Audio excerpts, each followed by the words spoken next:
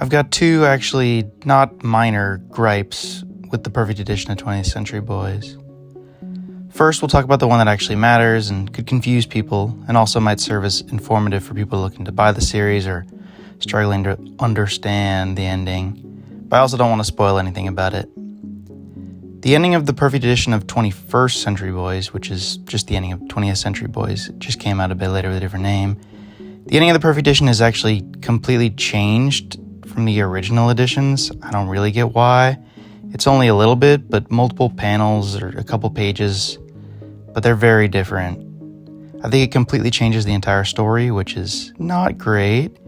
And from doing the bare minimum of research, it seems to be a retcon based off of the 3 live-action movies they made in Japan. 3 movies for a series with 24 volumes certainly seems like not enough movie time to cover everything from the series. Yet we're going to get perfect editions which are going to take the ending from that movie set. It's just off-putting. I looked into it a little bit more, and yeah, the movie's changed a lot, but this seems like the only thing that perfect editions put in, and Lord knows why, but I hate it. Now, the original ending also may not fully make sense or resolve everything, but the perfect editions ending causes more problems than were ever solved, in my opinion. However, the perfect editions are also really nice and also make it easier to collect the series. I bought it before I'd ever read it, and I think they look really nice, and it makes it cheaper because you can't even really find the originals now. And even before that, it was slightly cheaper to get a 2-in-1 volume. But if you do get the perfect editions, you've got to look up the actual ending once you finish reading it. And gripe number 2 is just honestly confusing how it happened, like who edited these books.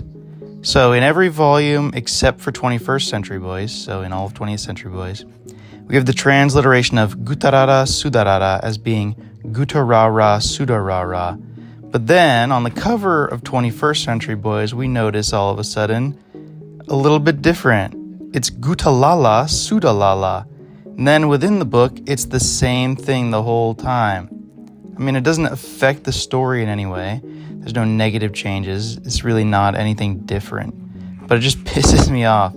How can you miss that when you're editing these books? How do you overlook it? Especially since you put it literally on the cover of the book. Do your damn job. It's not that hard. I don't get it. Fan translations do better with their consistency than this. And then we'll finish up with an anecdote that hopefully isn't really a spoiler since it's been out in the world for over 20 years and pretty sure it's in volume 1. But I heard some little kids talking about going to their secret hideout, and it kind of freaked me out for a minute and made me realize the story had really hit me a little harder than I thought. Well, that was such a great anecdote. This ending card makes a lot of sense.